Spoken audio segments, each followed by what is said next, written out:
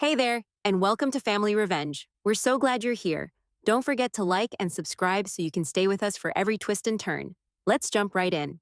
I was pinning the last rhinestone hair clip into Kayla's curls when Tina stepped back, mouth open, just staring at her.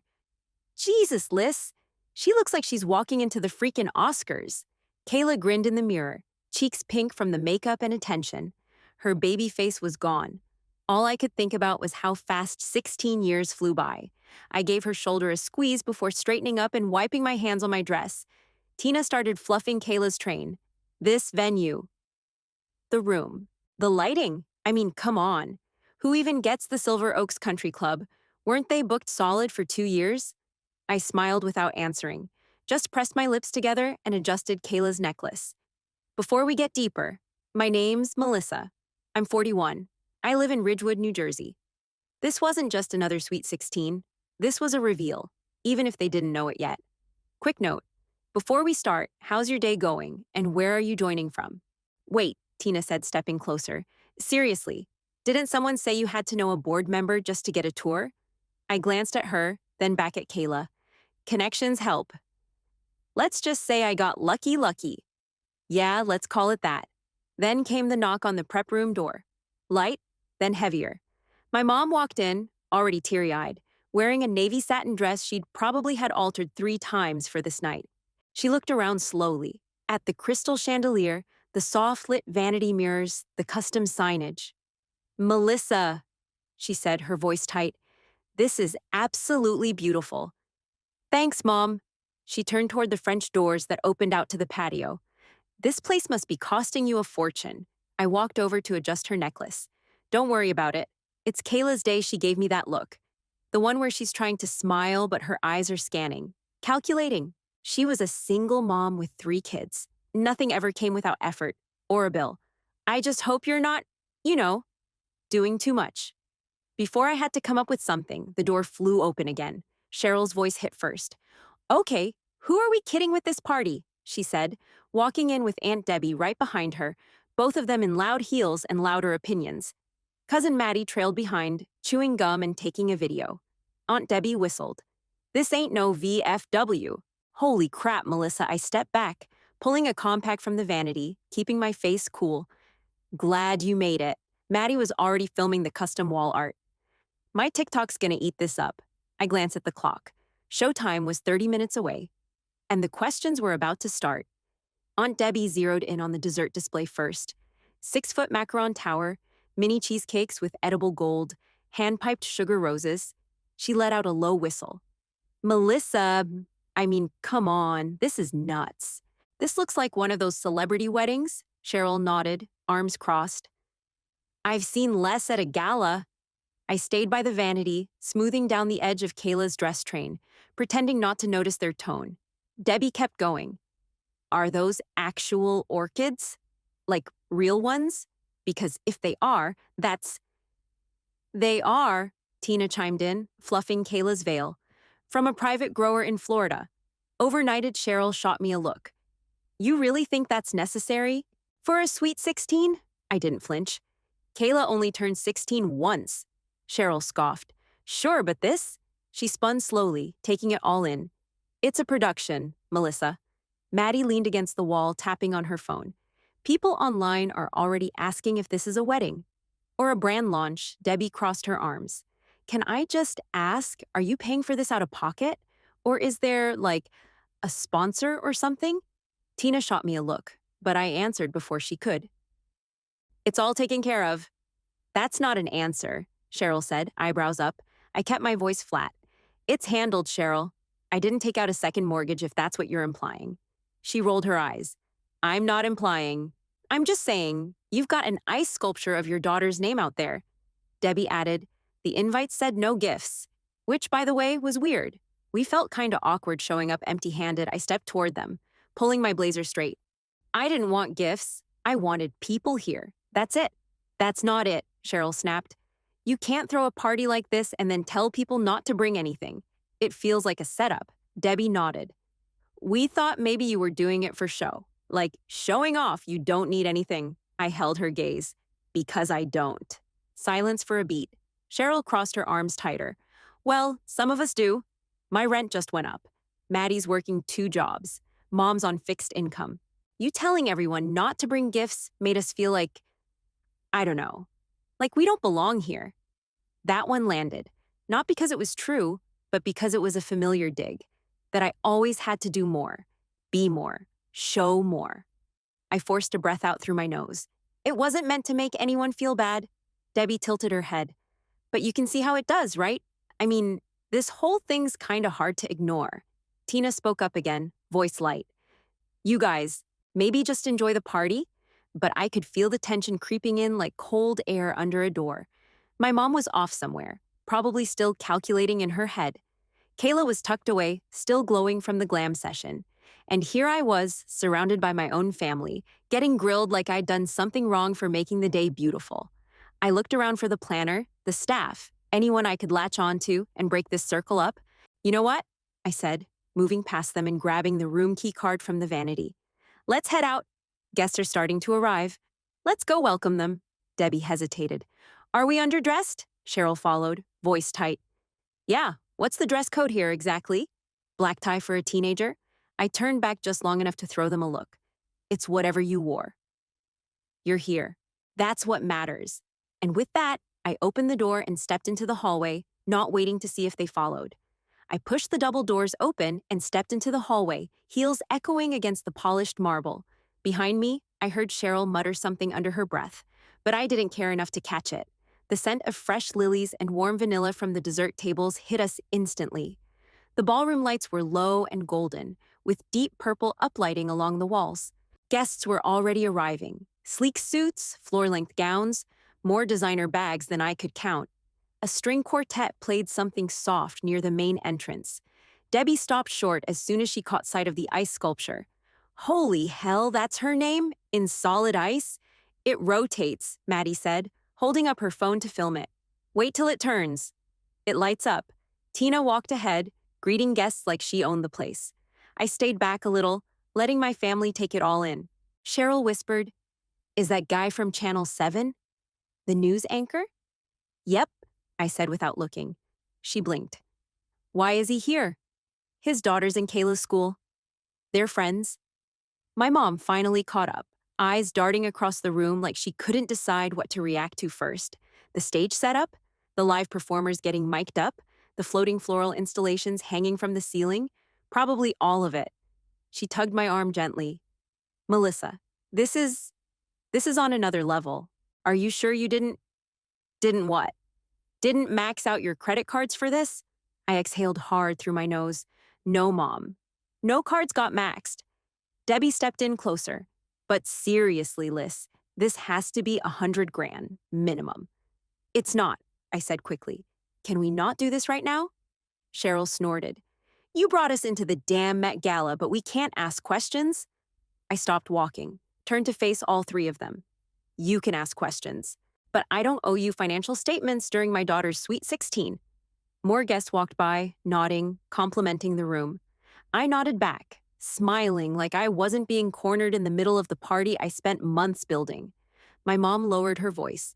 We just worry. This isn't normal, Melissa. I motioned toward the dessert towers, 5 tiers each, covered in pastel mousse domes, fresh berries, spun sugar.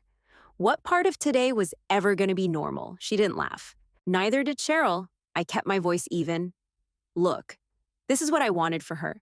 One night where she feels untouchable. That's it, Maddie walked up, eyes wide. They have a gelato bar with a guy making custom cones. Like real deal Italian, Tina waved us over from across the room. Guys, come see the LED dance floor. It lights up when you walk on it. I started moving toward her, eager to change the subject. But my mom grabbed my wrist gently. Just promise me, she said, eyes glassy now. You didn't do something reckless. Please, I looked her straight in the face. I didn't, Cheryl said under her breath. You didn't used to be like this. I smiled, cold. You didn't used to be this judgmental. Debbie cleared her throat and backed off. Okay, all right, let's just enjoy the night. Kayla's gonna freak when she sees this. She was right about that. But even as we walked toward the ballroom entrance, I could feel the heat of their stares on my back, like they were watching a version of me they didn't recognize and weren't sure they liked. We hadn't even made it to the ballroom doors when I saw Brenda striding over from the main check-in table, navy pantsuit, clipboard in hand, earpiece tucked behind one ear. She moved fast and with purpose, like always. "Melissa," she said, voice crisp but friendly. "Quick confirmation before we lock things down on our end." Cheryl slowed down behind me, sensing something was about to drop. Brenda kept going without missing a beat. "You still want us to charge the usual corporate card ending in 5488? My blood went cold, but I didn't flinch. "Yes, go ahead." Brenda smiled. "Perfect." Final total came to 297 and change. "As always, thank you for trusting us with another AeroPoint event." She gave a polite nod to the others and turned to leave. Debbie blinked. "Wait, another what event?" Brenda paused. "AeroPoint Strategies. This is our third event with Miss James. Always a pleasure." Then she walked off, slipping into the crowd like nothing had happened. Silence. It hit like a bomb. Cheryl turned to me slow, eyes narrowed. "AeroPoint?" I didn't answer. My mom looked pale, like someone just told her the roof caved in. "Did she say 297,000?" Debbie's mouth opened and closed. "You're telling me this party cost $300,000? I swallowed once. Technically, it was under. Cheryl let out a short, ugly laugh. "Oh, well, thank God you saved a couple $100. My mom reached out for a nearby cocktail table to steady herself. "Melissa, that's what? That's a house you own a company?" Debbie asked. "AeroPoint Strategies?" "What the hell is that?" I raised my hand slightly, palms out. "Can we just not do this here?" "No," Cheryl shot back. "We are doing this here. You're out here swiping corporate cards and throwing six-figure parties while we're bringing casseroles to potlucks and Venmoing each other $20 for birthdays." My jaw tightened. This was for Kayla. Debbie shook her head slowly, like she couldn't believe it. "You told us nothing. For years, you acted like you were scraping by." "I never said I was struggling," I said, sharper than I meant to. "You all just assumed." My mom sat down on the edge of a velvet bench, hand to her chest. "Why would you keep something like this from us?" "We're your family." Cheryl stepped toward me, eyes locked. "Are you in debt? Is this some fake it till you make it situation? Or are you seriously that rich and just didn't bother to tell us?" I crossed my arms, voice low. "I'm not in debt." "So you are rich?" I didn't answer that. Instead, I turned toward the ballroom doors. "Let's go inside." Debbie looked at my mom, who still hadn't moved. "You okay?" She nodded slowly, still stunned. I had no idea who I was raising." I stopped walking, turned around. "I'm the same person, Mom. I just didn't advertise my tax bracket." No one laughed, not even Maddie. The music behind the doors changed. Something upbeat now, cueing guests to take their seats. Brenda passed by again, directing staff toward the dessert wall, unfazed. I turned back toward the ballroom and kept walking, because standing still meant answering more questions I wasn't ready to unpack. The doors to the ballroom opened as I pushed forward, but the four of them didn't move. They just stood there like I'd dropped a grenade and walked away. I turned back, let out a slow breath, and finally said it. "I own AeroPoint Strategies. It's a corporate risk and security consulting firm." Debbie blinked hard. "Wait, what does that even mean? Like, security guards?" "No," I said flatly. "We help companies assess internal risk, data breaches, fraud, cyber leaks. We train executives on how to protect sensitive systems. We audit their operations. Sometimes we help clean up after a scandal." Cheryl laughed like she didn't believe a word coming out of my mouth. "Since when do you do that kind of work? I thought you were, like, admin, office support." 8 years ago I was," I said, arms crossed now. "I was mid-level at a logistics firm. Got laid off when they outsourced everything overseas." My mom's voice came out quiet. "You never told us." "No," I said, meeting her eyes. "Because nobody asked. You all just assumed I was making ends meet, struggling to keep up." Debbie shook her head. "But how do you even go from admin to, like, this?" I took a severance, filed an LLC the same week, and started pitching smaller companies. I learned what I needed, figured out what I didn't know, and paid people smarter than me to help. Year 3, we broke 7 figures. Now I've got over 200 employees, 6 teams across 4 states, and a federal contract with Homeland Security. Silence hit again, the kind that presses on your chest. Cheryl narrowed her eyes. You expect us to believe you've been running a mini empire from your house in Ridgewood? No, I said coolly. I expect nothing. I'm just telling you what's true. My mom rubbed her temples like this was giving her a headache. If you were in trouble, we would have helped. You should have come to us, I almost laughed at that. That's the thing, Mom. I was never in trouble. You assumed I needed help just because I wasn't flashing it around. That's not the same thing. Debbie folded her arms. So you've been sitting on this company and letting us think you were scraping by.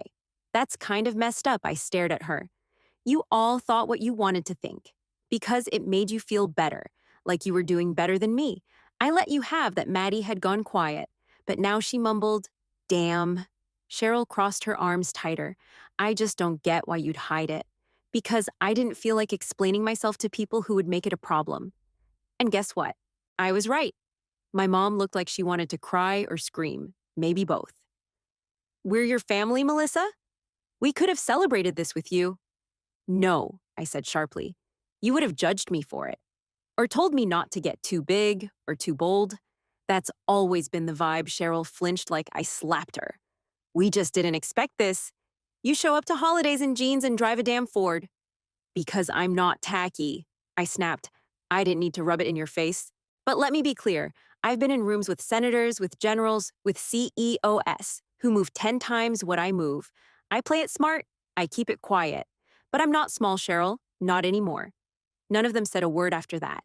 The music inside the ballroom thumped low, rhythmic, echoing off the high ceilings.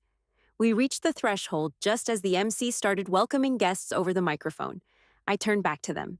You still want to come in? Or are you heading back to the parking lot with your pride? They didn't move at first.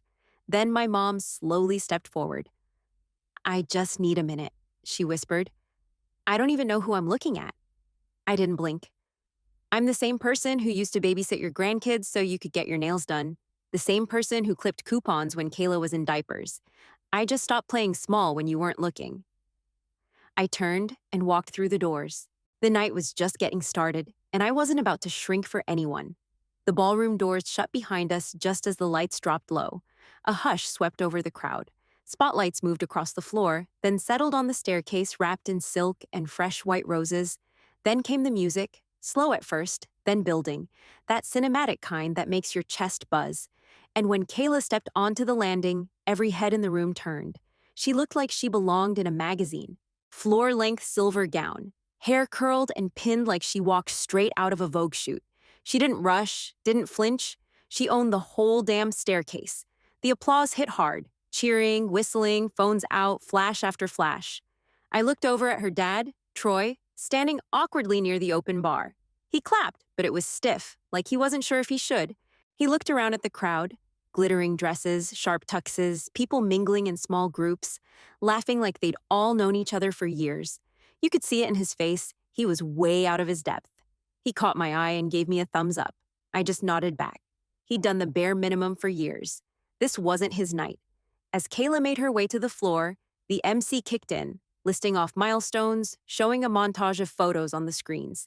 Baby pics, birthday parties, her first solo at the winter concert. The kind of stuff only moms remember to collect. Tina leaned close. She looks like a damn princess. She is one, I said, watching my daughter take her seat in the center of the room like she was born there. I felt someone behind me shift. Cheryl. She leaned in, voice low. You really hang with these kinds of people? I glanced over at a small group by the dessert bar. One was a tech CEO who just landed a Series C round. Another was a former roommate from college, now in venture capital. The third was a fashion influencer who'd flown in from Miami that morning. Yeah, I said without blinking. This is my world now. She didn't respond. Just stood there, clutching her clutch, watching the crowd like it was a zoo exhibit. I saw Maddie whisper something to Debbie, probably pointing out someone famous from Instagram. My mom just looked overwhelmed, her hands folded tight in front of her. All of them looked like they'd shown up to the wrong party by mistake. The MC called me to the stage for the candle ceremony. I moved quickly, heels clicking, and lit each one with Kayla, her friends, her cousins, her teachers. Her father lit his, of course, trying to play his part. But by the time I lit the final candle with her, the room was quiet again. like everyone felt what this moment meant. As we hugged, Kayla whispered, "This is perfect, Mom." And that was the point. I stepped back down and saw my family still standing near the back, arms crossed, lips tight. But their eyes were glued to the stage, every single one of them.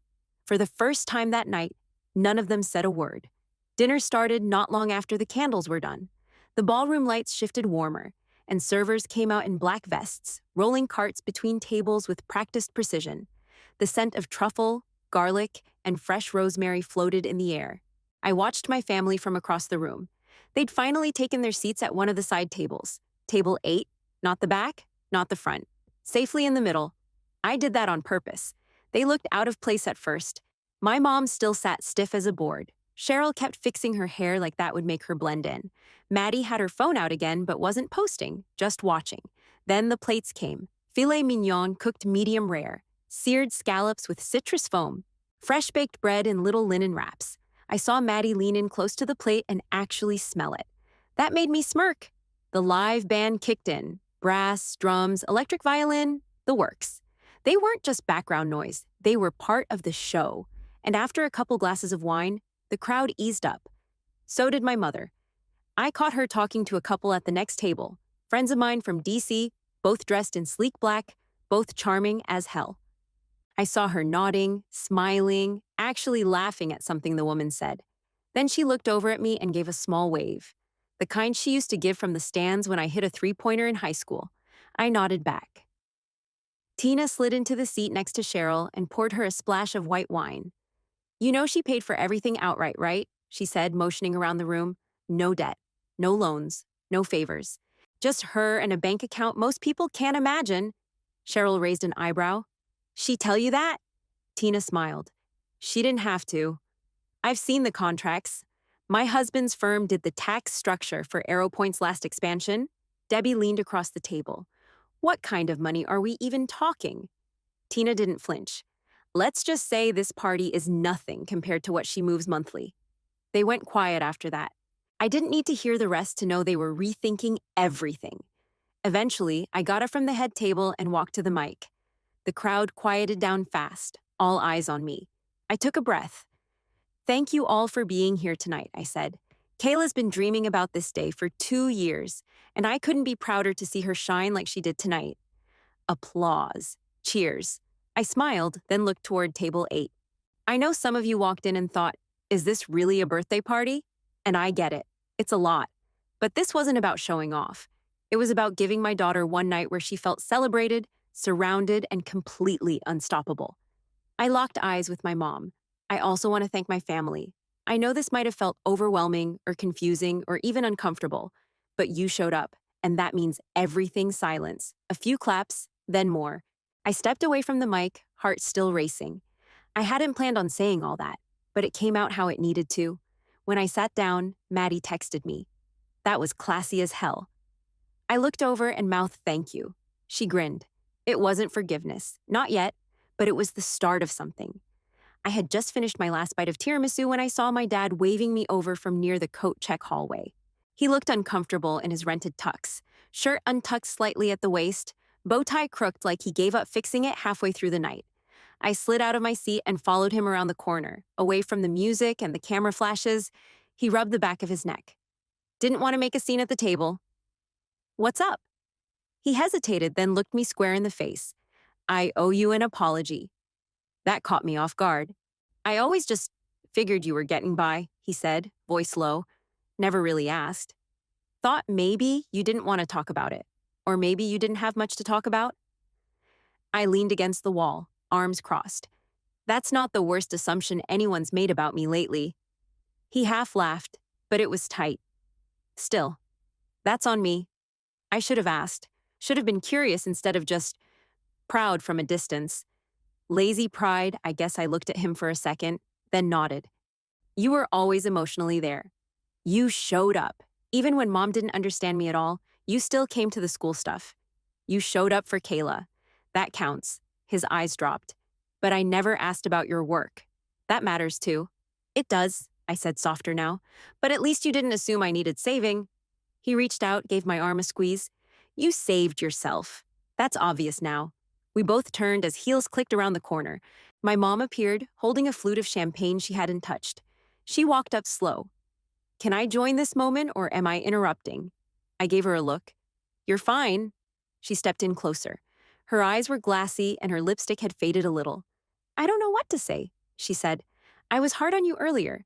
I still feel like my head's spinning. You weren't the only one, she sighed. But I'm proud of you. We are.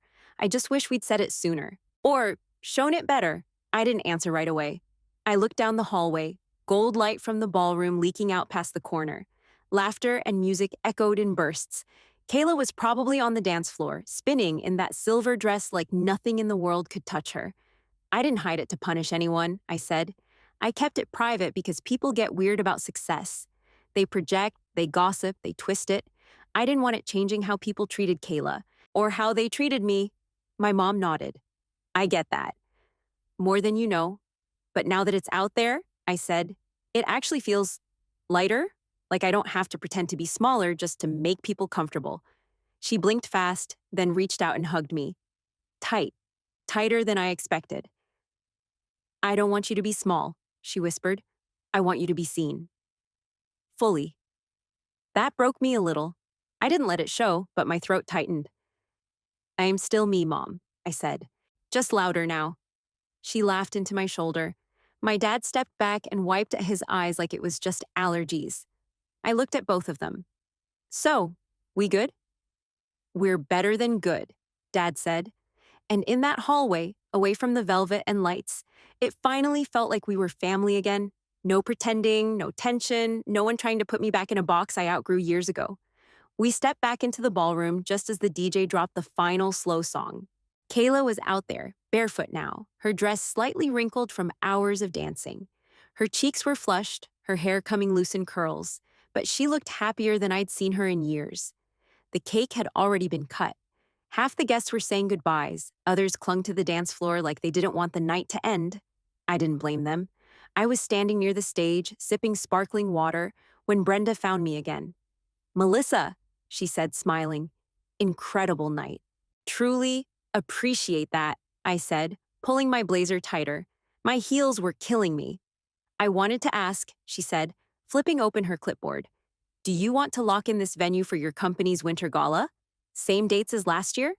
Before I could answer, I felt my mom freeze next to me.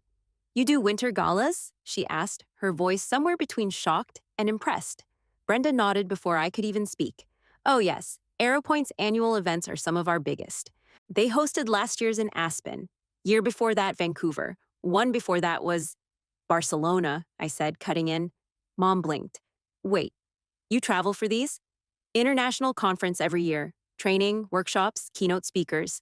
The whole thing, Cheryl appeared from behind a column, chewing the last bite of cake. What conference? Our next one's in Dubai, I said casually.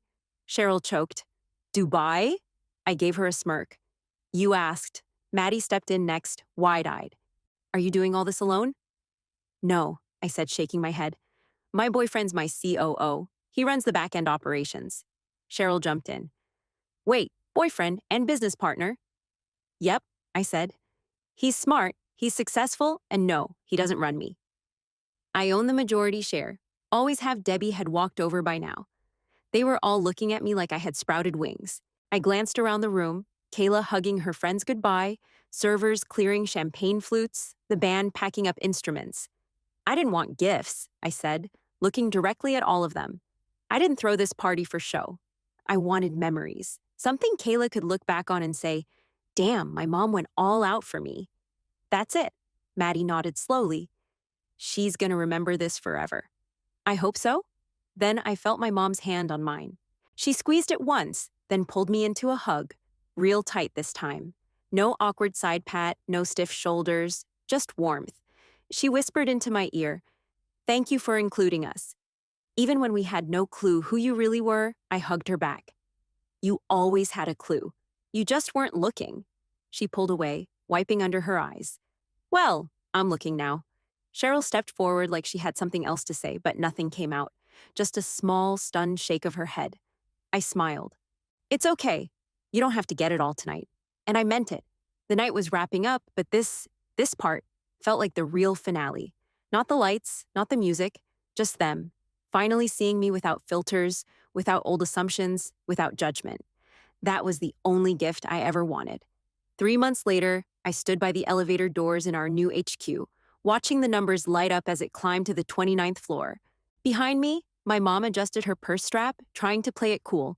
Cheryl stared at the walls: glass, steel, high ceilings, clean lines, and my dad just kept looking around like he didn't know where to put his hands. The doors opened, and I led them out into the main lobby. Floor-to-ceiling windows flooded the room with light. Past the reception desk, my team moved through the space, efficient, calm, sharp-dressed. I waved at a few of them on the way to the glass-walled conference room. "This is where the executive team meets," I said. "Strategy, budgets, contract decisions, all in here." Cheryl raised her eyebrows. "This looks like something off a Netflix show." I smirked. "We like clean lines." We kept walking, past the IT command center, 2 war rooms, and the operations pod. Then we hit my office. I opened the door and let them step inside first. My mom walked straight to the window. This view, it overlooked the Hudson, with Manhattan stretching past the glass like something out of a movie. She pressed a hand to the glass, almost like she needed to feel it was real. "You built all this," she said, voice thin. "From scratch." "Yep." Cheryl looked around, slow. "I think I judged you too fast," she said. "Too harsh. You were always quiet, and I guess I assumed that meant small." I met her eyes. "You weren't the only one." She nodded. No defense, no excuse. Just truth. I walked to my desk and leaned against it. I didn't need everyone to get it. I just needed to get here. Before anyone could speak, my mom turned around and pulled something out of her tote, small, wrapped in silver paper. "This is for you," she said, holding it out. "I know you said no gifts, but this isn't that." I took it and sat down to unwrap it. Inside was a crystal keepsake box, small but heavy in my hands. Inside it, under the glass lid, was a photo. Me and Kayla at the candle ceremony. She was smiling with her whole heart, and I was lit up beside her holding the matchstick. I blinked fast, but it didn't stop the sting. I cleared my throat. "This is the best gift you could have given me." "We wanted you to know," my mom said. "We finally see the full picture." I didn't say anything. I didn't have to. For once, it wasn't about the money. It was about the climb, the fight, the hours nobody watched, and the people who finally showed up to witness what it all became.